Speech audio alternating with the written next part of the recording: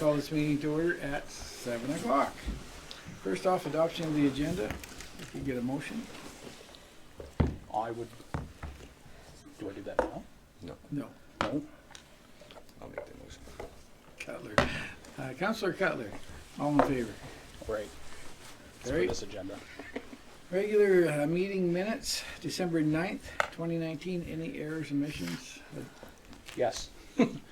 We need to take me away from council present, but leave me under absent. You're in both. Yes. Split personality. How do you do that? Yeah, how did you do that? I'm an amazing counselor. There's guys. enough personality to go both ways. Go both ways. Okay, that's a motion. Yeah, a motion to remove me from council present, but to leave me as absent. We don't need a motion. You don't need a for motion to do that? It's We just just- noted that we need to amend the Okay, minutes to so reflect. we just the need actors. Need a motion to adopt the minutes as amended. Councillor Schlossberger. All in favor? Carried. Okay, we are on to delegations. We have Dr. Jeff Jones and Dr. Rosine Dempsey. Did I say Rosine right? Yeah, that's perfect. Yeah. Close enough. Almost Irish. Okay, thanks for letting us speak. So, I'm not sure how much people are aware out there now. There's been a little bit more in the press about what's been going on as far as Alberta Health Services and physician payments. But just in early December, the health minister had decided they were going to improve wait times and cut back costs of health services in Alberta. So they had made a number of proposals which were to be responded to by the Alberta Medical Association within about 2 weeks, just before Christmas. The vast majority of those impact rural physicians like ourselves. So, and it amounts essentially to a 30% cut in our pay, which then leads to significant impacts as far as delivery of services here and in most other rural areas across the province. So that kind of makes it sound like it's more financial, which it partly is, but it also directly impacts patient care. As some of you know, we've been recruiting a sixth physician now for 16 or 17 months without much success. So if we're going to see a significant decrease in pay, particularly to rural areas, that's going to make it next to impossible. Retainment of physicians also becomes a bit of an issue there too. I can't speak for anybody in our community how that will impact them, but anybody who's looking at a 30% pay cut would have to give some serious thought to working elsewhere. So things can potentially be very tenuous in that regard, just maintaining the number of physicians that we have and providing the services that we do. The cutbacks are going to impact mostly patient care in regards to the time that we spend with patients. I'm not sure if you know the demographics of Clare's home. Our average age here is 54, and province-wide it's 38. So we have fairly complex patients with a lot of extra needs, and I think all of us spend a significant amount of time with patients. So some of the changes that they're creating significantly decrease what we would normally get paid for spending what would be a reasonable amount of time with patients. So certainly if your wages are cut back, you're going to have to try to increase your income somehow, which is going to be most likely by shortening visits. So particularly for our seniors, that's a bit of an issue. So we have recruitment issues and certainly patient care, access, those kind of things are going to be a problem. We already can't serve the number of patients that we have in the community. There are many without a physician, and if we're unable to recruit, we won't be able to pick those up. If anybody else leaves, we're not going to be able to pick them up either. If we lose physicians, there's going to be some potential, at least for the hospital, to cover call for the emergency room. When we're on call for 24 hours during the week, 48 on the weekend. And if we get down to 3 people, I've done that for 10 months, and it's not easy. So if we lose anybody, there's at least some risk that the hospital might need to be closed, at least for emergency room visits overnight. The economic fallout from that, I'm sure you're aware that the largest employer here in Claresholm is health services. So we've got 284 beds in the community, I believe, between ADAC, Willow Creek, the hospital, and the mental health center. And without physician support, and then there's also the associated potential cutbacks to nursing staff and the AUPE employees as well. So we just wanted to make sure everybody's aware of potential consequences, and I'm not sure what anybody's going to be able to do about that. We've met with Roger Reed and expressed our concerns. And there's ongoing meetings with the health minister between the medical association as well. I don't know if you have anything more to add. I think you've covered the most important topics, but since our 6th doctor left a year and a half ago, it has not been fun working considerably more shifts to pick up and cover that person, and definitely our physicians are at 100% maximum capacity. None of us unfortunately have room in our practices, as Jeff said, for any new patients, so we don't have any room in our schedules to take even more call. So the danger is that we have 5 physicians, and if we went to 4, there's absolutely no way that we would be able to continue to provide good quality medical service in a timely manner. Our wait times are already more than what we would like for our family practice, but there's absolutely no way that we can do extra call on top of the 24-hour and 48-hour calls we already do. So even though I'm sure people initially think this is about physician income, it goes much, much, much beyond that, because most of our families live in town and enjoy, my kids go to a family doctor here, and they get sick in the middle of the night. It's pretty nice to be able to go to the hospital and get them treated. So it affects us both on a professional level, but also personally to stay in this town. Healthcare for us with a young family, for me in my 30s, nearly 40s, and for our older patients, for all of us, healthcare is really important. So from a personal and professional point of view, a drop in our healthcare facilities will have a huge impact on the viability of our town, and I fear what would happen if we lost more physicians would have a huge ripple effect on collapsing the economy of our town, which is very Alberta Health Services dependent. So we work in a team. It's not all about the doctors, but we are a crucial component. We can't afford to let any of those team members go and still operate our good quality service. So Dr. Jones and I just wanted to make sure that folks were aware of these changes. It's difficult when you have a patient for 25 minutes to say to them, just FYI, after February 1st, I'm going to cut you off 15 minutes ago. They look pretty horrified. But we're going to be practicing 10-minute, one problem per appointment, only medicine. So if you come in to talk about your diabetes, you don't get to talk about anything else. You just get that for 10 to 15 minutes, and then next patient. So our patients are going to really see a drop in the quality of their healthcare, because otherwise our practice will not be viable. If we continue to work the way we are, we cannot pay our staff, and a non-viable business is just not doable. So we are looking, if this comes in, at moving to 10-minute appointments and one problem only per appointment, which will significantly decrease our patient satisfaction, our personal and professional satisfactions, but also our patient outcomes. So it'll be much worse medicine if these cuts come in for all of us involved. So I just wanted to make sure people know what's coming if these cutbacks come in. They were tabled for February 1st. Today I heard it might get delayed, but we're already planning for how we're going to survive, hopefully, as a business if these cuts come in. Yep, Brad? How many hours does an average rural doctor work in Alberta per week? I can't speak for other towns.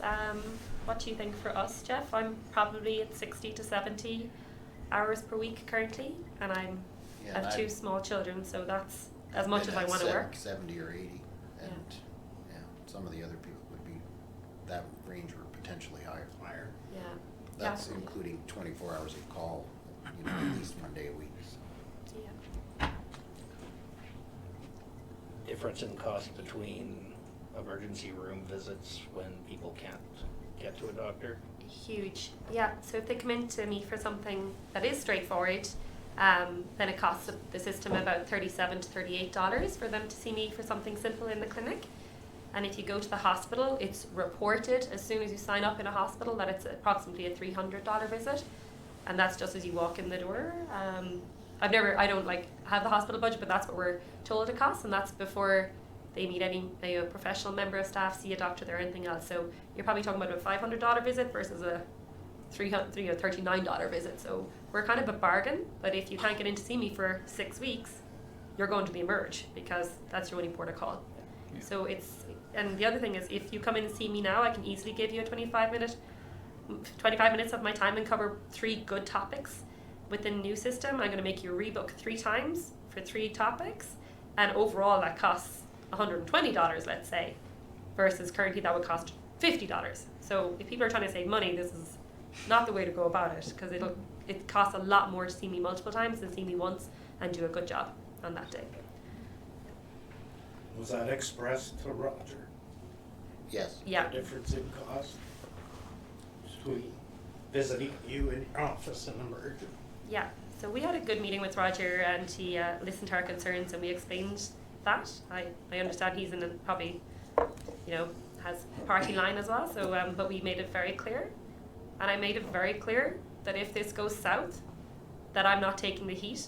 I will say to my patient, I'm an excellent physician, love looking after my rural community, I live here, work here, family here, and I made it very clear that I would direct that person to go directly to our MLA's door, because it's not going to be our fault if this collapses. We're actually very lucky. I've worked all over the world. We're very lucky in Claresholm. Our physicians are excellent. We're not perfect. I'm definitely not perfect. But we are excellent and we're dedicated. And that is rare to find. 5 excellent dedicated physicians who work well with all our other team members, like Mike in mental health. It's pretty rare and pretty special, our healthcare that we have here in this town. And it's something delicate that we should protect, because it is not easy to come by. So this is part of the regulations now, so it'll be you're regulated now to 10 minutes per patient and 1 item per visit. No, the way it works is currently if I spend up to 15 minutes with a patient, I can bill a $37 or $38 visit. And if I spend 25 minutes, I can bill for $50. So if someone needs extra time, I'm happy to spend that time because I can bill for it and I can cover my costs for my staff. The way it is now that they're planning on changing is that you have to spend a full 25 minutes with the patient before you can bill anything extra. So what people are looking at when they crunch the numbers is either you see 2 patients an hour now, or you see 6 to 8 patients an hour. So either you go one way or the other. No in between. Yeah, so if you see 2 patients an hour, that might work financially, but you'll have a 6-week waiting list to see yourself and to see a doctor. Yeah, because my waiting list is currently 2 to 3 weeks, which is not everyone's as bad as me. So your waiting list will double. Or I can see 6 to 8 patients an hour, and they'll barely be sitting down, and I'll be asking them to leave again. Because looking at the numbers, the only way to run our business, because we have 3 to 4 members of staff per doctor to do our admin work and our nursing work and all the rest of it. So business-wise, you either see 2 patients an hour or you go to see 6 patients an hour. Either way, you're either compromising access or compromising care. But if we don't do those kinds of things, then the business will fold. Yeah. I was told the health ministry only looked at metrics numbers from city doctors. Is there I'm not sure what data they looked at to determine that. I mean, basically they're looking at, I would think, some of the billing of the time kind of modifiers, we call them, that would compensate you for the extended time you've spent with the patients, and they can look and see that that's an expensive piece of the puzzle. So, and I mean, we're primary care, so we're the frontline people, so we do take up a good portion of the total cost of healthcare, but that's also a lot of preventive maintenance and that kind of thing. So, and and I honestly don't know what he based his decisions on, but, and the unfortunate part of that is no matter what he did it on, even if it was cities, it predominantly affects rural physicians. Yeah. And it will predominantly affect our older population. So the ones who are most vulnerable are the ones who are going to get hardest hit. And they're the ones who need to be looked after best so they don't land up in hospital. So it's penny pinching, completely pound foolish. This will not end well for physicians or for the patients involved. So it's insane to make these changes, quoting fiscal responsibility, because it's actually very expensive to do this. I know because I've done this in Ireland already. I have international experience that you do this, your doctors will leave. I left Ireland for this reason. We took a 47% pay cut in Ireland, and we all en masse emigrated to various countries, and most of us have never gone back because we're very happy where we land. So it's pretty. I've seen it before. It doesn't end well for our patients. It's frightening. I don't see how this is gonna save them money, It won't, yeah. because patient care is gonna suffer, they're gonna end up in the hospital. It's gonna cost them more money. It's gonna be more, not less. Yeah.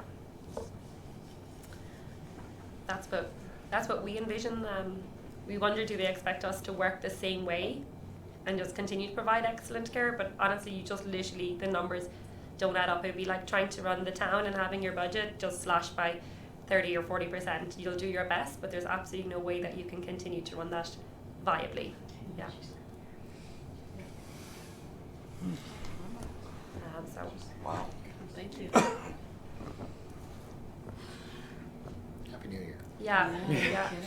So we just felt a responsibility to tell that's folks good, so that in February 1st or whenever it comes in, that people are not surprised and that people have time to try and get their best health care in the next few months before this changes.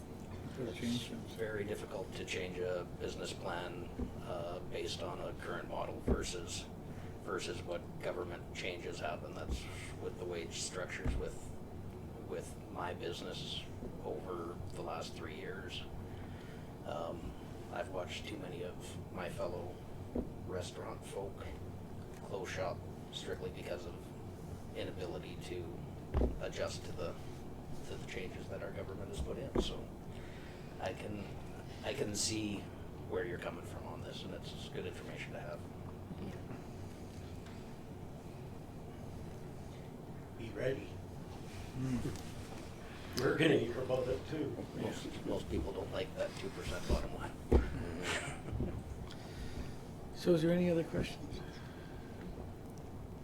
Okay, well, thank you very much for your time. Thank you. Thank for your time. Appreciate it. Thank to you have your very way. much. Thank you for coming.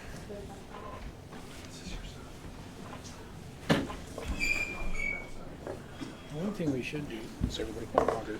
we usually wait until next council to make a decision, but February 1st is gonna, I don't know what to do, but I think we should be writing a letter of support. So after the next delegation, I think I'm going to ask if that's all right. Okay. Next delegation up. Lisa Darch. Me? Hi. Hi, Paul. How's it going? Good. Good. So you guys, I think the good majority of you received a letter that I'd written just prior to Christmas, kind of outlining, where it's crunch time to give us a spot to build this park. We're kind of feeling like we're on a hamster wheel. We're working our butts off, but we're not getting any. We're working so hard, and we're just spinning our wheels. So next phase for us is to, we need site-specific soil sampling to confirm the viability of a spot to put a concrete structure on. And that done, then we can finally move ahead and do the rendering, actually design the park, next steps towards getting the actual build done. And grant applications can't happen without an address, a spot. Specifics. Yeah. You can't build a house and design the house, but we're gonna put it over here instead of over here. It's the progress, right? So, March last year, we had this, it's been 10 months, and Minor Ball's done nothing that they were asked to do. My patience is gone. So yeah, I understandably really so. implore that we just finalize this, move on. We need to hear either way what's gonna happen. Because we're at a standstill. We're handcuffed by Minor Ball at this time. No, I agree completely. Your So- package was really good. Thank you. Lots of information. It's very Anything to say? Yeah. Anybody out there? I got something to say, but go ahead. You guys first. The lot by Duros, Too small. it's too It's small. too small. It's right on the highway. I Yeah. just I don't thought the think kids would like that that for wouldn't. audience. It wouldn't be ideal. Mm. The We kids, can't most dig of a the hole in that anyway. yeah, most of the kids we've talked to, Super their awesome. preference is absolutely by far Nunn Moffat Park, and that's been since day one. You'd It have to makes do, you'd such have to brilliant clean the sense. site, because it's been a past service station. Yeah, and that'll probably come part with the core samples and the surface samples that they'll want to do, and Well, any you won't demo have that that we need problem doing. at Moffett Park. No. I mean, the care center, the community center was built right there on the same soil. Right. I mean, Right. last March, we thought as a group that Moffett Park was a good idea, but the only reason why it was stalled was because Minor Ball wanted to have their say in something, right? Right. And they've had 10 months And they've said and nothing. haven't done.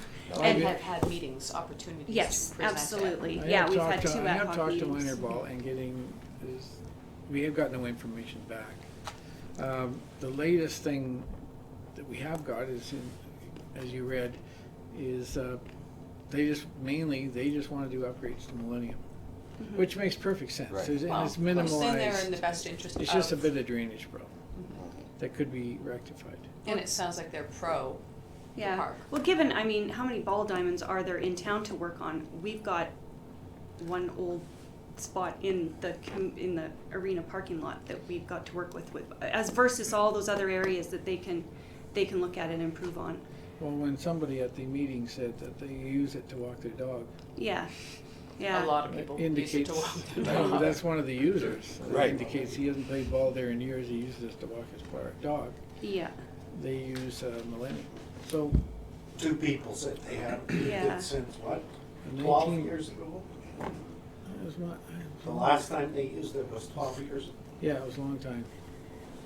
Mm-hmm. I mean, anything you read in here, it makes no sense to be dragging this out. Well, for some of the arguments being that it's the only dry diamond for 2 weeks of a year versus if we had a skate park and we get a nice Chinook in February, there'll be kids. If there's no snow, those kids are out skating in middle of February, March, Yeah. a year-round facility versus the 2 weeks that it gets used because it's And the water dry. problem can be fixed. It's a pretty luxurious problem that out of all the diamonds, oh, we can't play here, so let's go play over here. And it's like I've said, if you were in the city, if you're told that you're playing in Canyon Meadows on this particular diamond, they're not going to care if it's 3 feet underwater. You're still playing there because there's no other option.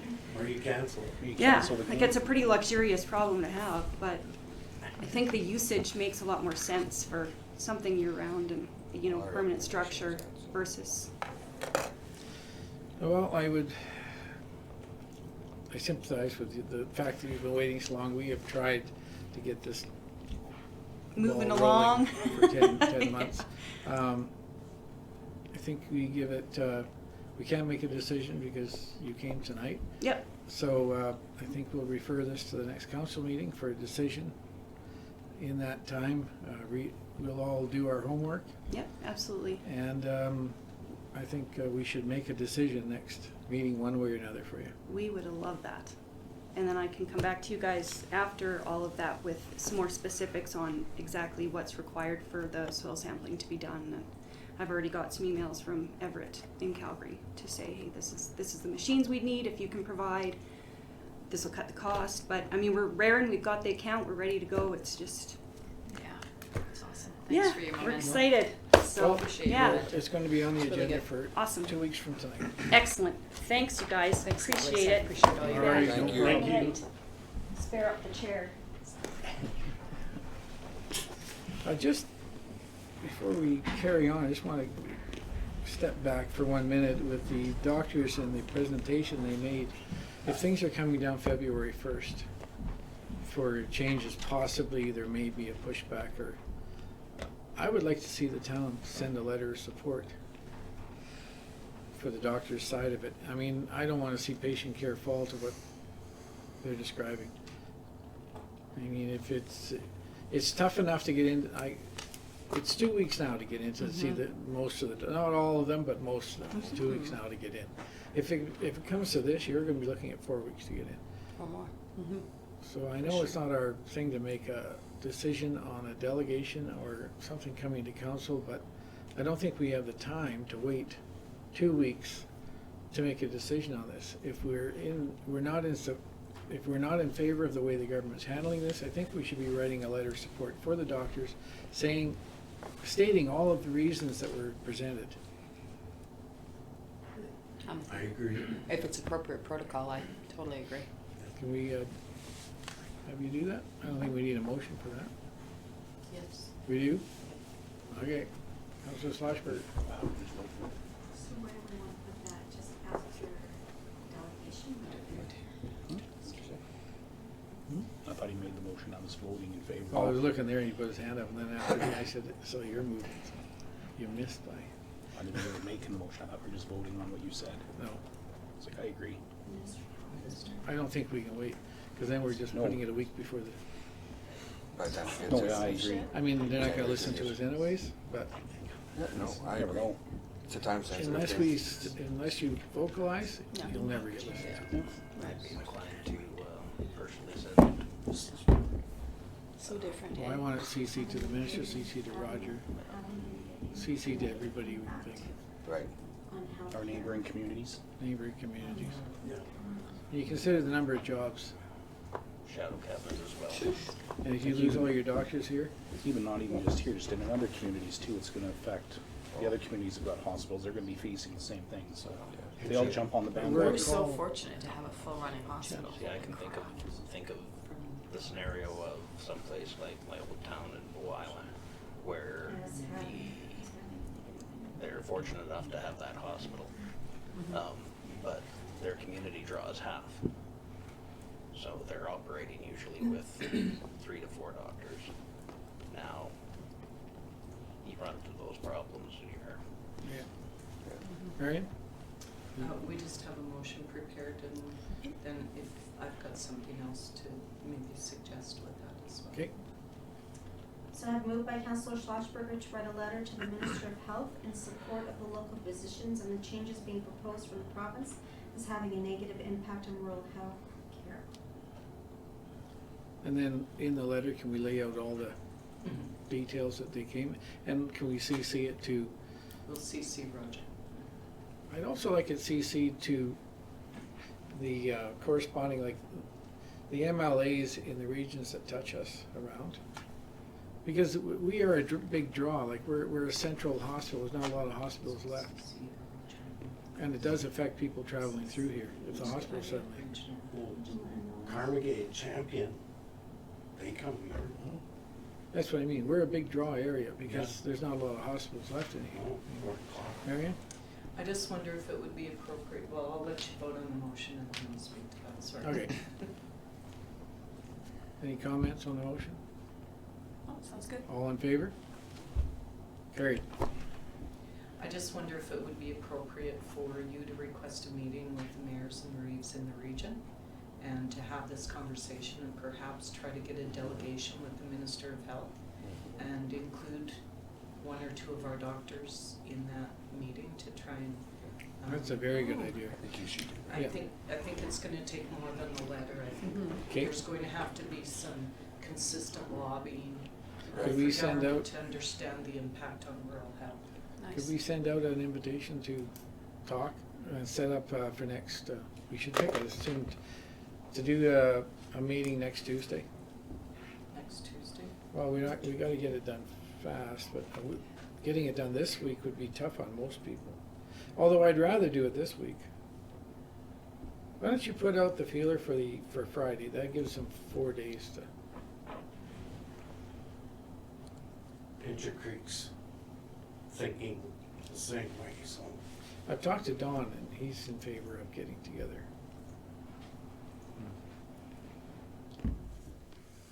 And we'll host. We'll host it. I And then, we can CC Roger on the invite too, but I think they're in session by then, are they not? So he won't be able to attend. But put it out to him anyways. Okay, we'll move on. Action items.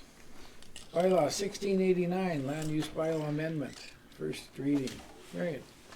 So as council is aware, administration has been working on the closure of a walkway between two properties. And so this is basically the bylaw to change the zoning of that property to R1 single detached residential. Once that lot is consolidated with the other, then it would be the appropriate use for that. The road closure bylaw is currently in process. It is at the minister's office waiting for approval prior to second and third reading. But this bylaw also requires advertising and a public hearing with a land use change. And so we wanted to try and do that simultaneously, I guess. The second component of that is we have an additional piece, which is was a piece of property that previously had a road closure bylaw done on it, but there was no zoning change, so it's just a cleanup of that particular property. So we're just asking for first reading, and then we will go to the advertising and the public hearing.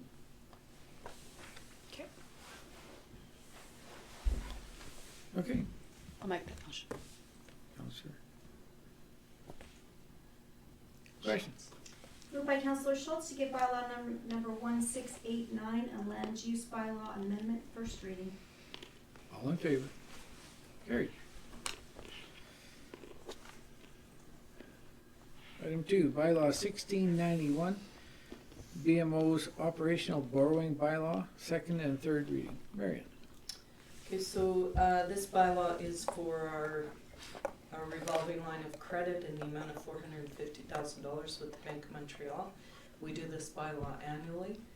There's no requirement for advertising, and we did do first reading on December 9th, and so we're looking for second and third reading.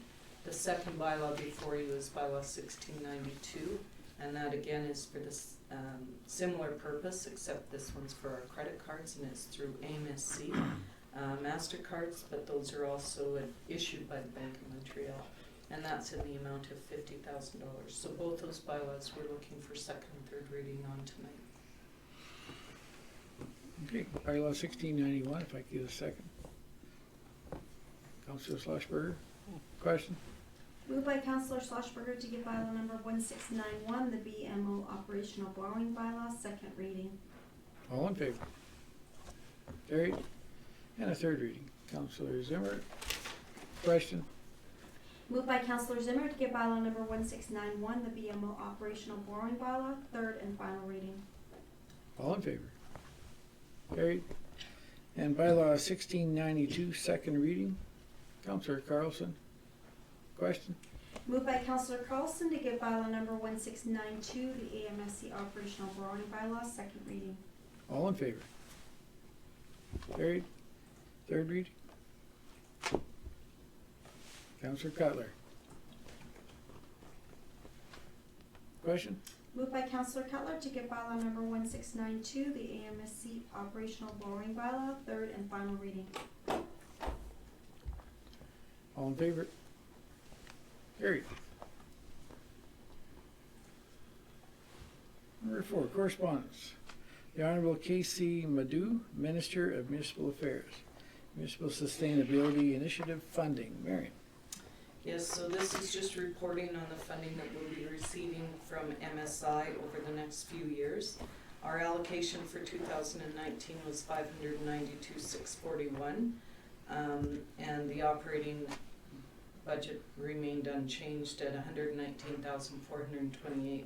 In 2020, there will be a 9% reduction from the previous budgeted amount. And in 2021, there will be a 14% reduction.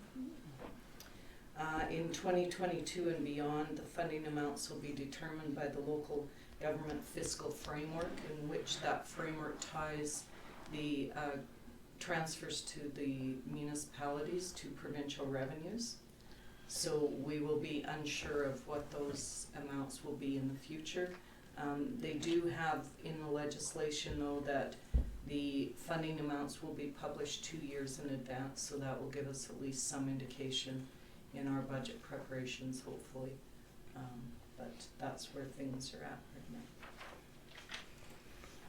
Okay, take that for information. Number 6, correspondence, Ministry of Justice, Solicitor General, billing for the policing to start January 2021. Oh, no, we skipped one. Did I skip one? Oh, I checked off the wrong one, sorry.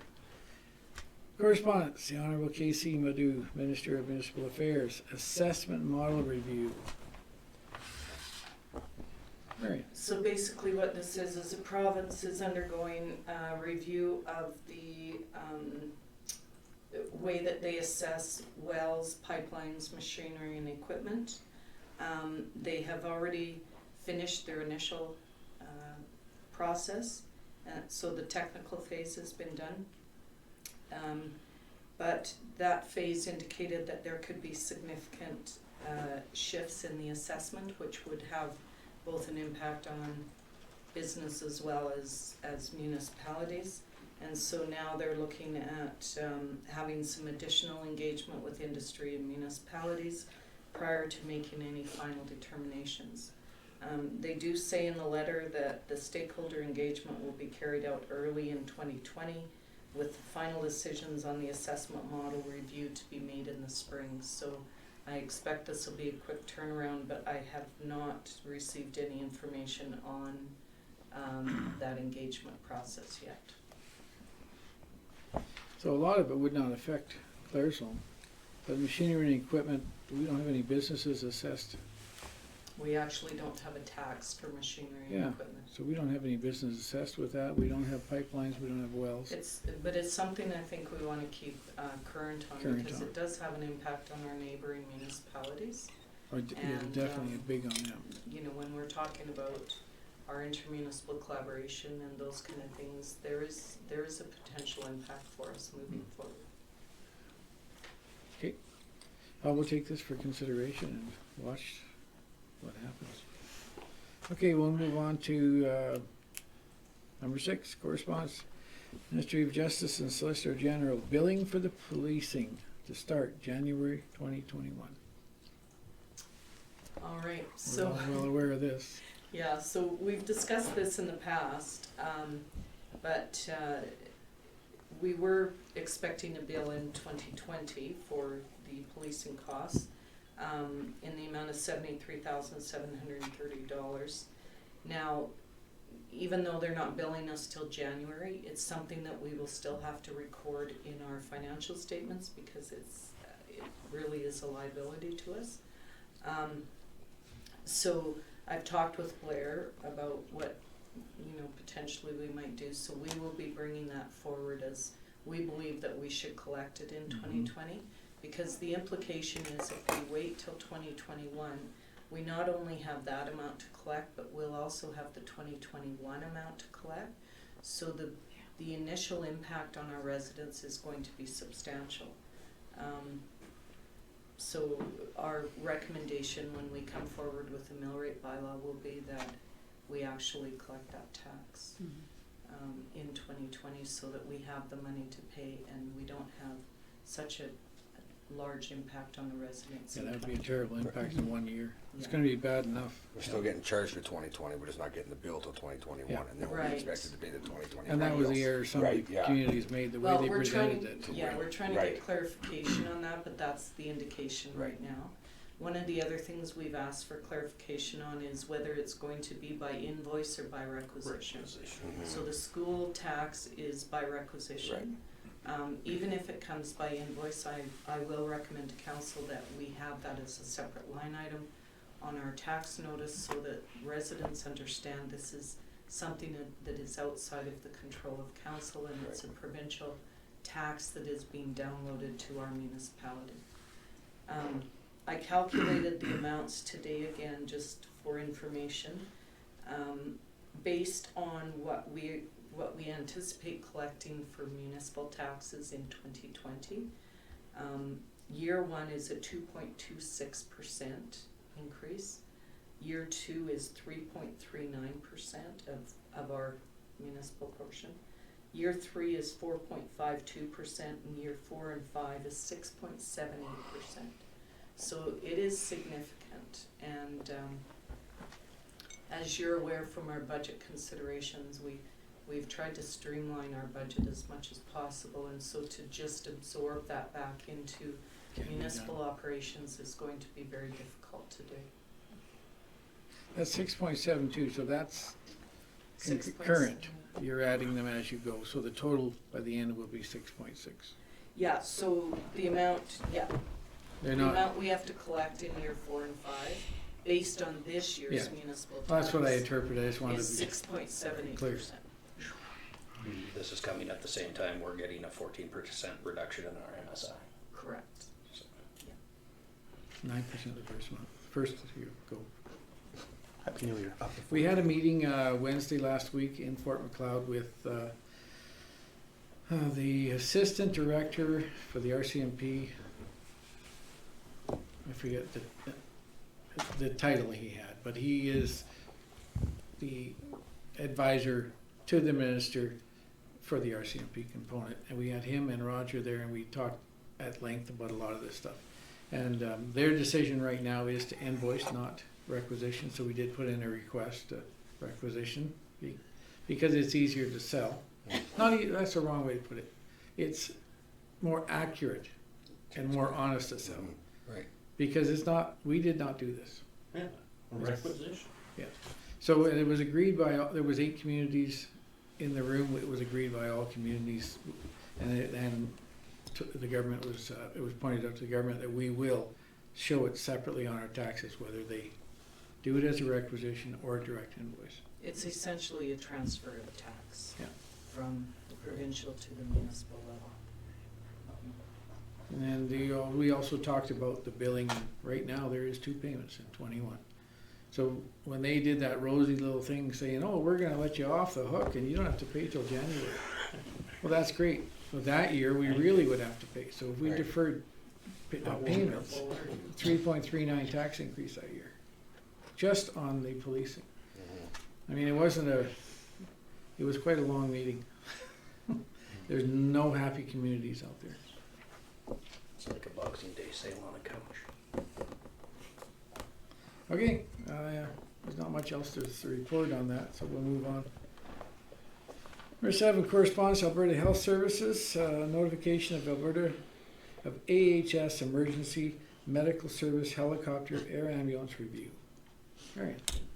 Yeah, so basically AHS has initiated a full review of Alberta's Helicopter Emergency Medical Services Program, and they're inviting us to participate in a review where there's an online engagement platform for Albertans to contribute to that review. They expect that that'll take 6 to 9 months to complete. When I read the information on it, it appears that they're just there's different levels of service and different ways of funding throughout the province, depending on the system that was set up at the time.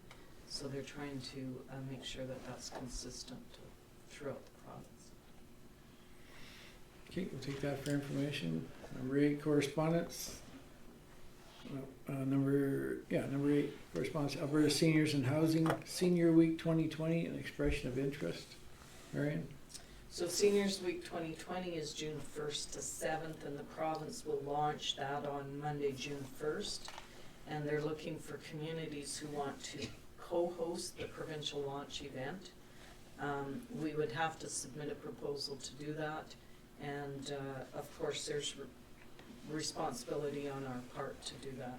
We do recognize our seniors during Seniors Week, and we have participated in events at the Senior Center, so I think that that's probably sufficient.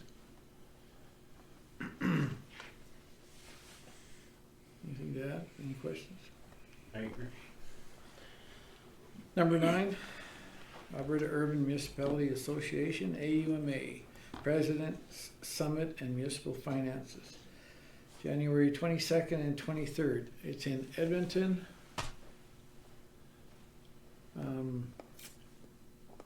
I personally don't feel that it's justified in spending tax dollars to go to this particular summit. Marion, do you got any? Yeah, they're just there to do some panel work on the impact, you know, some of the changes that are happening throughout the province, and you know, I think we have a good handle on what the impact is going to be to us. But It's a long ways to go and a lot of money to spend on. There'd be no more new information for us. I mean, AUMA is going to make our point to the government, anyways. So I think we'd be better to save the money and put it elsewhere. Number 10, Reynolds Mirth Richards Farmer LLP, 35th Annual Central Municipal Law Seminar. Marion.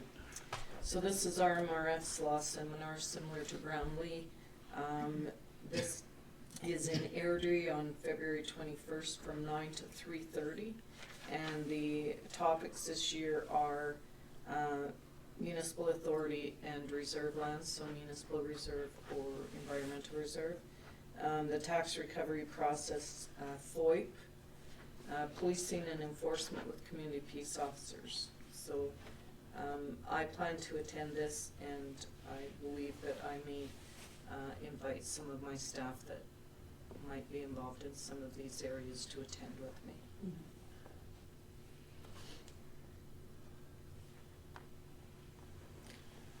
Anybody has a burning interest for this?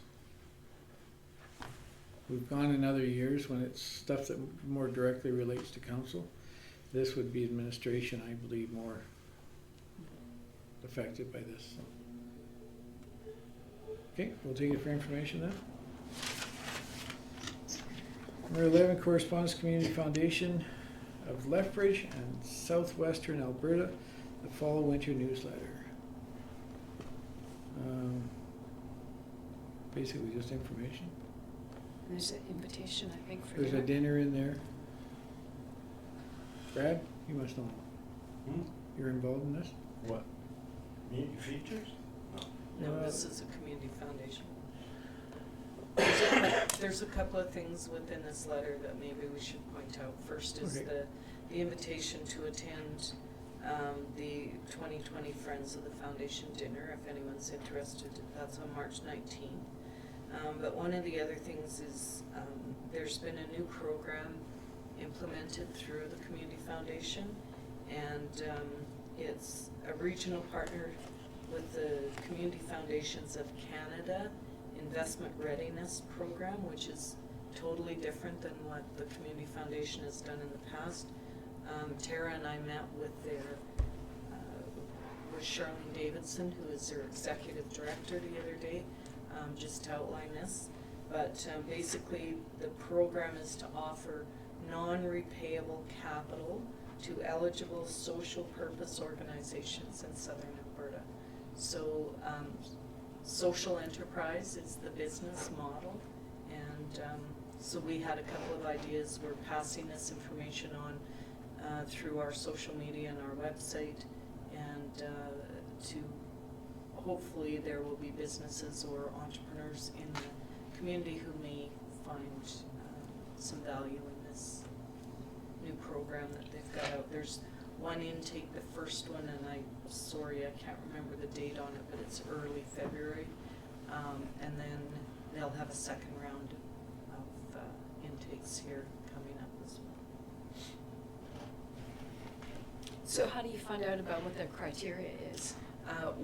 I've got some pamphlets, and we've, on our website and our social media, I will put links to their website so people can go directly there to get the information. Thank you. Okay. Number 12, correspondence, Claresholm District Chamber of Commerce, the 2020 Claresholm Trade Expo and Consumer Fair. we participated in this before, previous years, we have a booth. I think we should again this year. I think so. Yeah, It's a good time. it's great. Good way to connect with the people. Well, it's a good way to get out there and hear his concerns. Mm-hmm. Yeah. I'm gonna have my own booth, so I can't work it with you guys, so. We'll miss you. Thank you. We'll come visit though. We'll try and get next door. Yeah. We can laugh. Can you at cover this while I? Yeah, no, I think it's a good idea. I think we got a lot of feedback and some good stuff. And Yeah. I think it's good for Well, it's us. Is definitely there good still for some swag in communication. the vaults? We'll make sure we got some. Okay, we don't need a motion to, Yes, we do? we'll need a I thought we did that already, so we haven't done that? Okay, we'll need a motion. I'll make that Counselor motion. Cutler.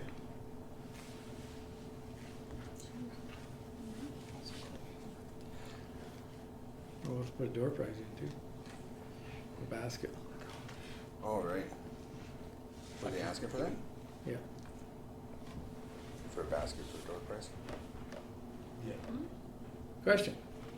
Moved by Councillor Cutler to support the Claresholm Chamber of Commerce Trade Expo and Consumer Fair on January 31st and February 1st, 2020, with the purchase of a full booth in the amount of $191.25. All in favor? Carried.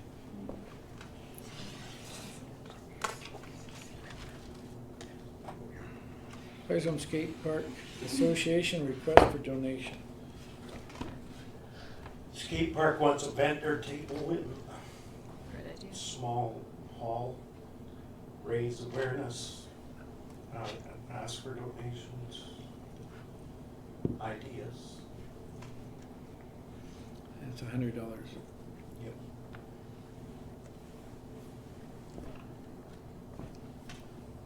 Any other comments other than Brad's?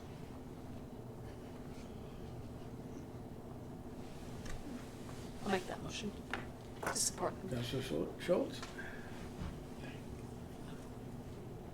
Question? Moved by Councillor Schultz to donate the cost of a table at the Claresholm Trade Fair for a cost of $100 to the Claresholm Skate Park Association. All in favor? Opposed?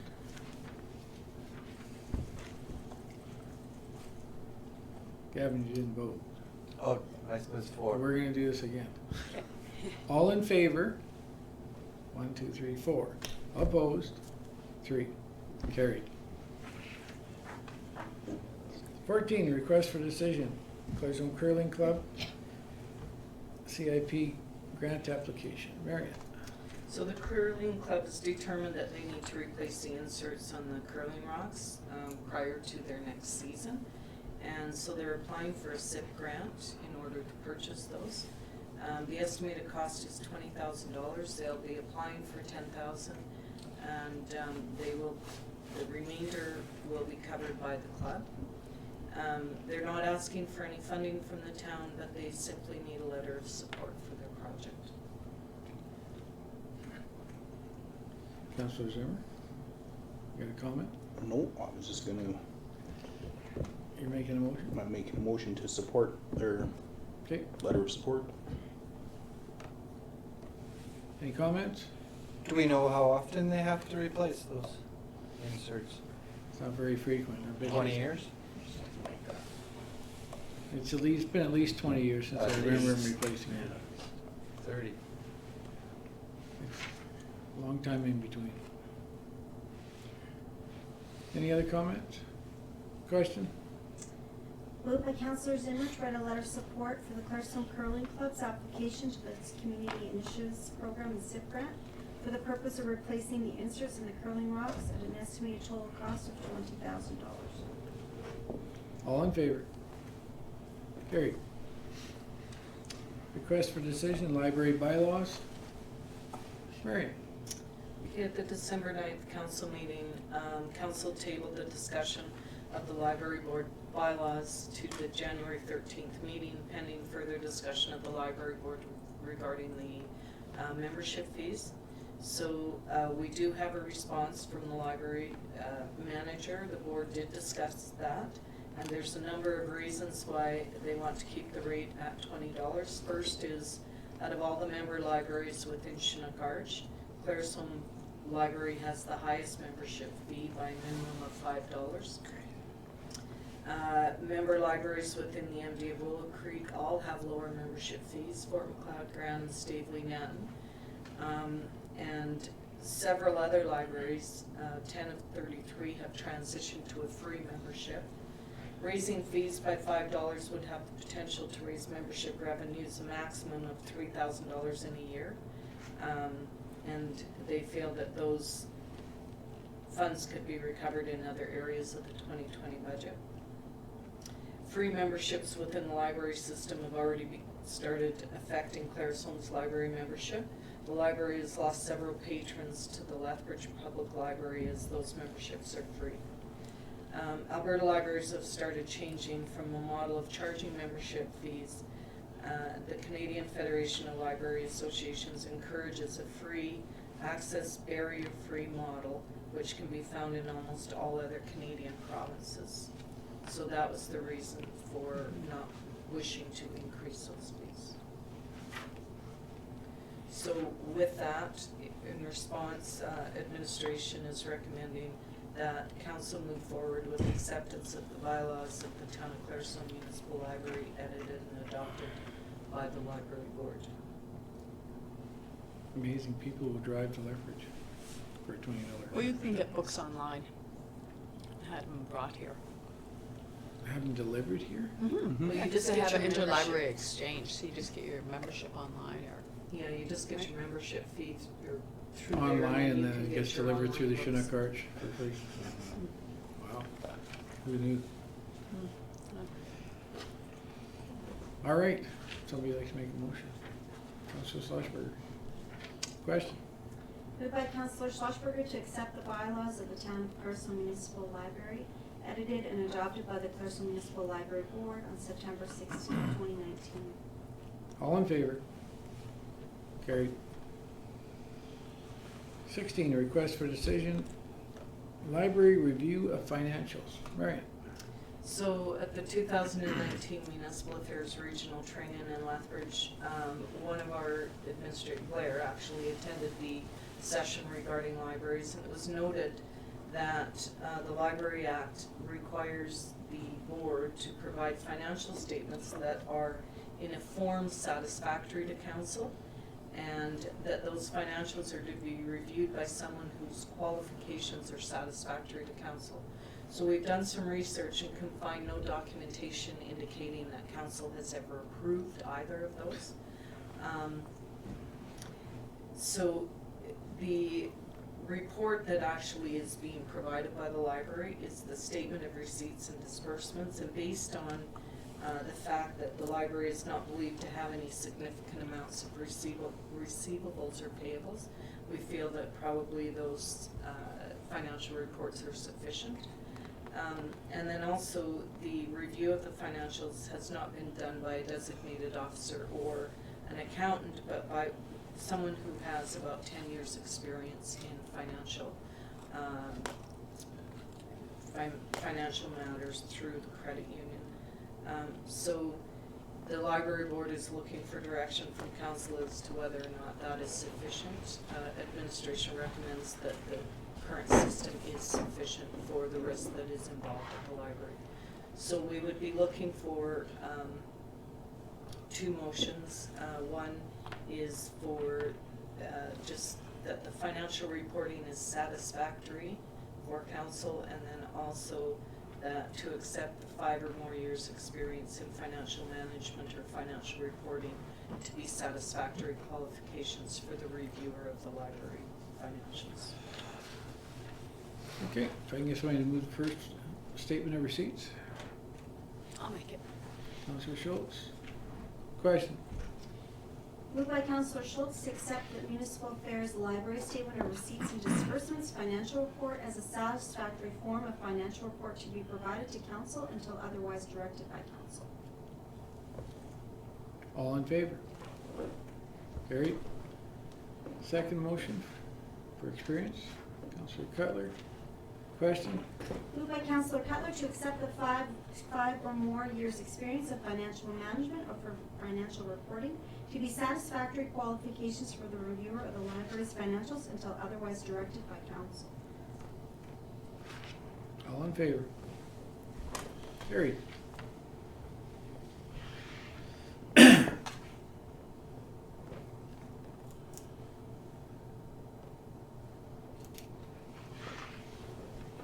Number 17, a request for decision, Claresholm Food Bank lease agreement. All right. Okay, again, in December, council carried a motion to enter into a lease agreement with the food bank for the term of January 1st, 2020 to December 31st, 2024, with a 5-year option to renew in the amount of $250 plus utilities, 75% electric and 100% gas.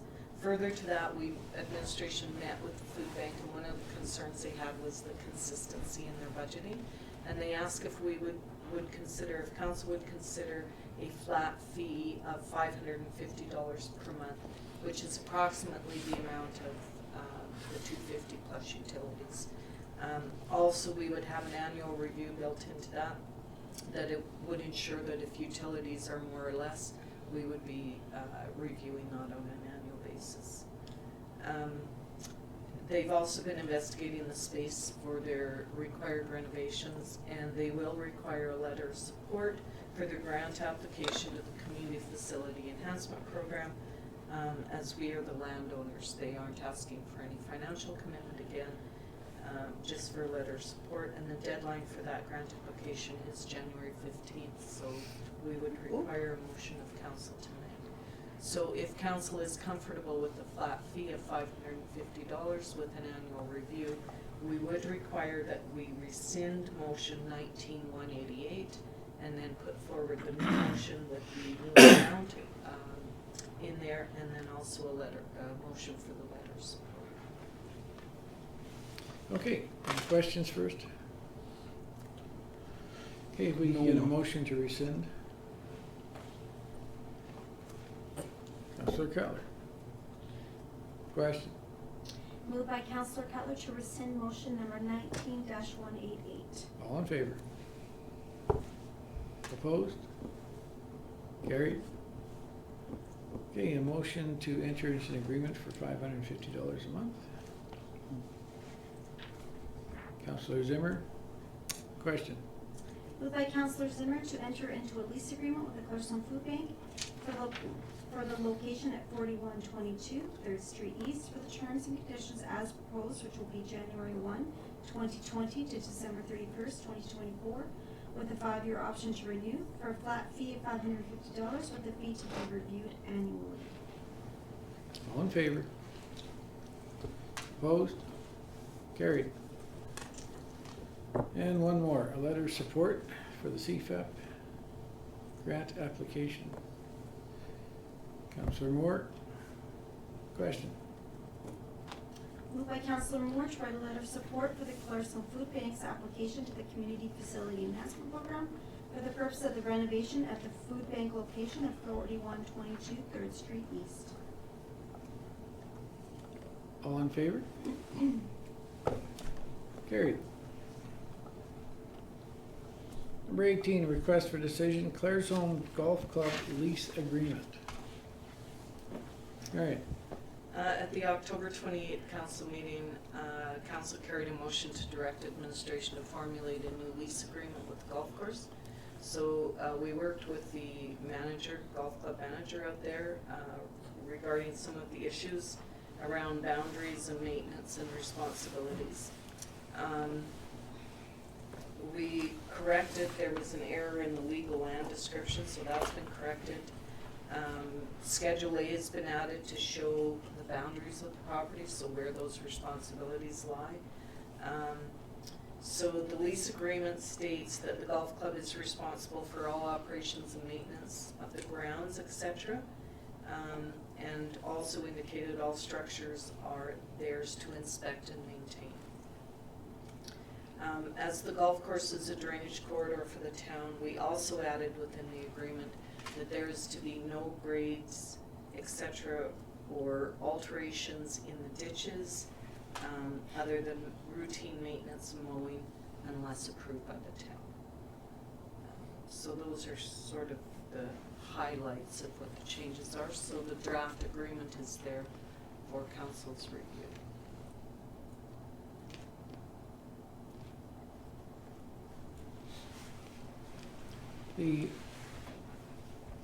The mowing and the keeping the grass down in the drainage ditches, it doesn't show any time frame. So if they did it once a year, it would be. Well, they're going to mow it for the aesthetics of the golf course, right? That was one of the reasons I would. They've been having problems. I'm hoping in the future they won't have the problems, but they've been having problems getting that maintained. From talking to Mike and the outdoor people, so I'm just wondering if it should be stipulated that it has to be cut regularly, or it just the way it's put, it could be done once a year. It depends how you interpret it. So I just wonder if that's a problem or not. You know, the mowing of the ditch and stuff really doesn't affect our drainage. Well, Mike says it allows them because to build up and silt in quicker if it's not cut. The silt will be a problem, but really for erosion, the more stability in that plant base, the better for erosion too. It won't erode as quick, but then you get silting in faster. Yeah. So, other than that, I saw nothing in here wrong. If you want us to stipulate how many times a year they have to maintain it, but it's, that didn't come up as a discussion item from Mike or anybody when we were reviewing the agreement. So. Okay. Well, then we'll just leave it.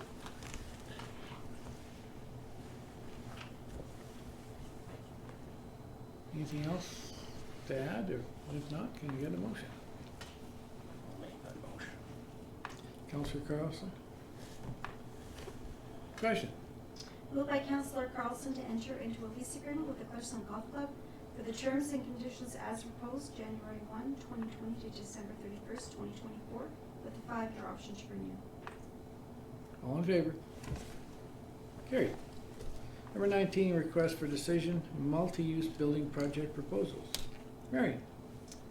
All right, so the request for proposals for the new multi-use buildings closed on December 17th. Administration reviewed those proposals and shortlisted them and presented the shortlisted proposals to the ad hoc committee for review.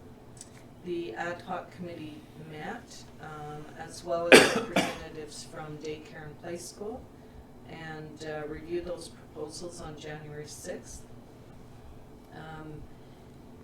As per the RFP, we need to notify the successful proponent by January 15th, with the anticipation that council would approve that tonight. So we had 14 proposals. Of those proposals, the committee recommends that we accept the proposal from Tricon Developments Inc. in the amount of $1,763,837 for the multi-use building, and $1,274,496 for the daycare and play school buildings, and plus GST. The reason for that is the design is functional without many required changes. There is some minor changes that the committee would recommend and will be working with.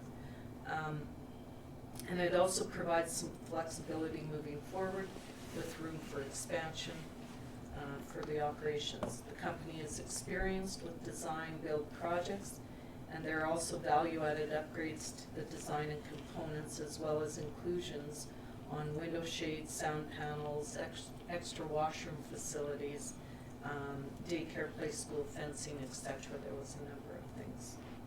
So the total budgeted cost for the project is $3.8 million. And this total comes to $3,038,333 plus GST.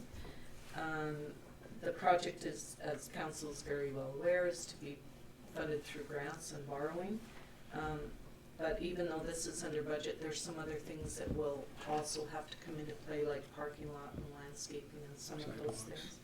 So, to be able to bring the building in under budget is a good thing, because that leaves us some room then to do some of the other stuff. So that's the recommendation from the committee, is to have council award that contract to Tricon Developments Inc. Well, it's a big day to make this motion, so Where's, if you don't mind me asking, because I'm not on the ad hoc, where's Tricon from? Lacombe. Okay. It's, the proposals, there were some good proposals in there, but this was the one that really stood out. There was a list of criteria, you guys have all read the list. This one met most of the stuff in the criteria, far more so than any of the other ones. They were in the middle of the pack budget-wise, but Their the design lower layout ones, if you was- adjusted them for what was missing, they would put them about the same value. And the higher ones actually had less, so. It was, The lowest one was considerably less. but it was not viable Where have they done work before? all over. All over? They're huge. No, the only 40-year-old. reason why I asked it, just because in the previous jobs we've had work done by other companies in different areas, and just with elements and stuff down here, the way they build is different. They've been down this area before, they're Okay, well-known so they're outfit in familiar. Southern Alberta. Okay. I just don't want stuff We've blown looked apart at like their it did before. references, you can come into the office and view their references. They've got extensive references, they've been in business, I think it was, this one was about 40 years, I believe. Yeah, I'm sorry, I can't remember, there were so many of them, but Oh, okay, but There's they're, a lot. and I've heard of them numerous times over the years. And they're a well-established company. Seen them around. And, I mean, it's, if you take a look at the structure, it covers 95% of what we're looking for. Right. With some small alterations, it's gonna be quite a facility. Yeah, I Yeah, would no, say I'm- with the changes that the committee discussed, and they are minor changes, Minor. we'll need 100% of what we were looking Yeah. for. Yeah, there was minor changes to get them there. no, he's in. I'm sure the committee chose wise, I'm just asking for myself, just wanted to make sure. So if, who wants to put the, Wow. that'd be a fight over it. Jump on. Councillor Schlossberger. Two.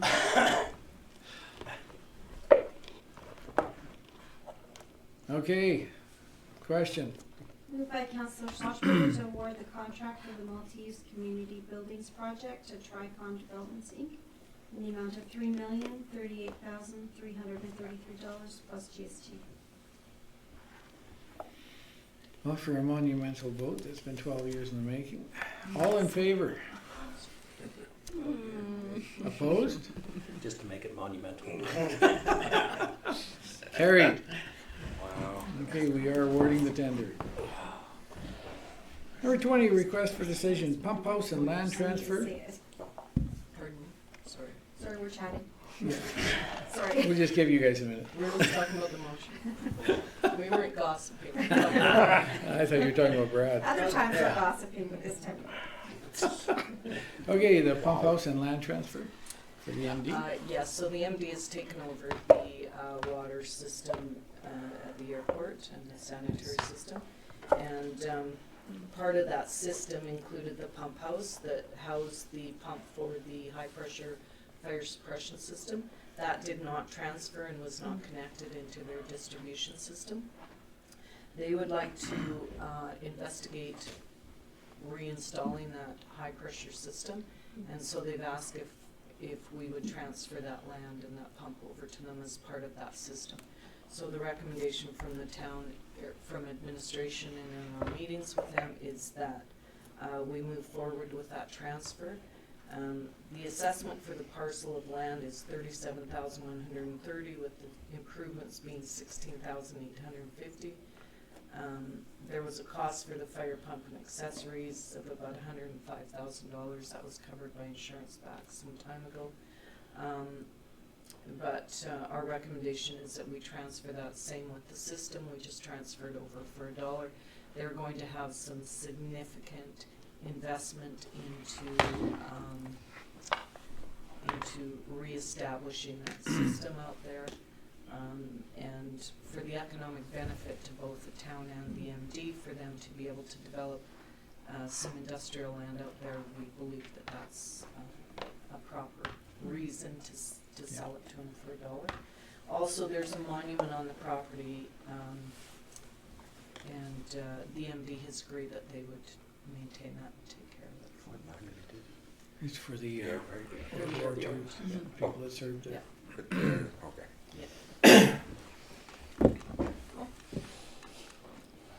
Okay, Mhm. any questions? If not, can we get a motion? I'll make that motion. Councillor Zimmer. Question? Moved by Councillor Zimmer to transfer Lot 4, Block 1, Plan 2840JK, and all buildings and other improvements affixed to the land to the MD of Willow Creek number 26 for $1. All in favor? Carried. 21, financial report, statement of operations, November 30th, 2019. Any questions?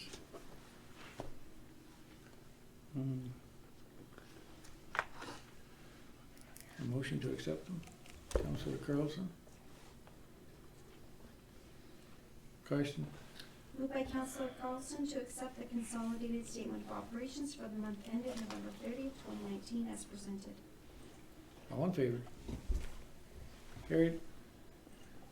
22, information brief, Orsk increase in subdivision fees. It's a pretty minimal increase No overall. kidding, eh? Right. It added up to about 1.5% they were averaging for their increases. And they rounded off to the closest figure, so it may come a little under, a little over. That was what they were aiming for. And this is just information, correct? Yeah. 23, information revised lead MAC for drinking water. Marion.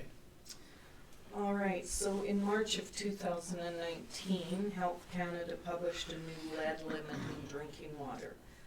So the maximum allowable concentration for lead has been lowered to 0.005 milligrams per liter, and the point of compliance for that lead is changed from the distribution system to the service connection points at the property.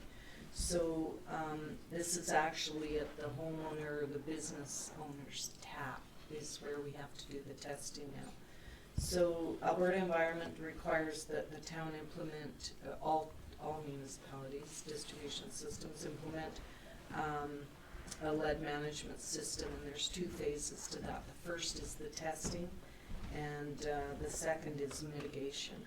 So with the municipality the size of Claresholm, with the services that we have, we need to do 40 samples, and it's approximately $25 per sample. And what we will do is divide the municipality up into quadrants. We will try to identify the areas where there is older systems, where there's potential for lead. And we will do the testing there. We are responsible for any communication to the homeowners and the business owners. Brad is currently working with Alberta Environment on putting together that plan, and they're actually inviting the surrounding municipalities, and he's going to host an event here with with Alberta Environment to present how that program should unfold for municipalities in our region. We don't have a concern with lead in our system here. We did have, I think they said in the last 25 years we've only had 2 lead lines that have been located, and those were removed on 50th Street. So, but it is something that's required by Health Canada now. So just keeping council informed, it's just another process that we'll be going through with our homeowners and our business owners in the community. And we will have some reporting requirements that then go back to Alberta Environment and Health Canada. Okay, any questions? Yeah, I got a question. How come we have to test it at their tap? 'Cause the- I know plumbing isn't the same as what it was back in the day, but when we service, we just go from our main to the curb stop. From the curb stop to the house is the property owner. We have no control what happens after that to their house. So if they build their own and do their own stuff, why are we responsible from that to there? Well, you're testing for the water provided to them. Well, Right. If you find a Yeah. problem, then the investigation would be in the households to see where the problem is. that's a change in the legislation from Health Canada, Councillor. We used to only be responsible for lead in the lines in the distribution system, Mm-hmm. but the changes to Health Canada have now made it our responsibility to test at the tap. But if we, So it's the reason would be to protect the citizens from lead, because otherwise they wouldn't probably be aware that there was even lead So if we just within their system. Right. So it's not necessarily that we're responsible to replace that plumbing, but we're responsible to test for it and identify it. And that'll all come as part of the phase 2 program when we implement what the mitigation strategies will be. Oh, okay. we would end up Sounds like a responsible big for cano. deeps. If there was still a lead pipe somewhere that we had missed. Right. And that came out. That But from what I've $25. read, anything inside the house, we would identify for the homeowner so they're aware of what they have to fix. That $25, so that's an extra cost to the town, right? Yes, and we will have to do those tests. And that's just I part of the believe it was regulation, so annual. it is a cost that we have to absorb. you can test my house. Hmm? You can test my house. You can test mine, and Yeah. God knows what you'll find. Yeah. Okay, moving on. Number 24, CFAP grant application for the library. Marion. Okay, the library requested a letter of support for a CFIP grant to help with interior renovations. They want to do some work on carpeting, painting, and updating of furnitures and computers within the library. Because the deadline was January 15th and they wanted to get the application in, they weren't asking for any additional funding from the town. So administration provided the letter of support, and I'm just reporting that to you as per policy. Number 25, information brief, council resolutions. We're well aware of that. Any questions? Good. 26, adoption of information items. Any question on the information items? If not, can I get a letter to approve the information items? I'll make a motion to approve the information items as presented. Question? Moved by Councillor Zimmer to adopt the information items as presented. And a motion to go in camera. Councillor Cutler was first. All in favor?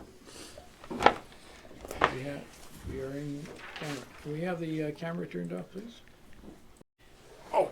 A motion to come out of in camera. Councillor Schultz. All in favor? Carried. Okay, so we have two housekeeping motions. One for that, the land transfer, for that corridor. Councillor Cutler. Motion, question? Moved by Councillor Cutler to transfer the south portion of Lot 8, Block 75, Plan 147N, to the owners of the north portion of Lot 8, Block 75, Plan 147N. All in favor? Opposed? Carried. Next is, we should do more than just talk about this one. Marion, could you give us a quick rundown on the Baptist Church? Yes, so it's just the option to purchase, they have the option to purchase on this building, and that expired in 2018, and so they're looking to renew that option to purchase. Yeah, just wanted it out there. Recorded. Okay, motion on that. Councillor Carlson. Question? Moved by Councillor Carlson to enter into the new option to purchase agreement with Faith Community Baptist Church for the property located at 221 45 Avenue West as presented. All in favor? Opposed? Carried. Motion to adjourn? Councillor Carlson? We are adjourned. He beat you. Okay, camera off, please.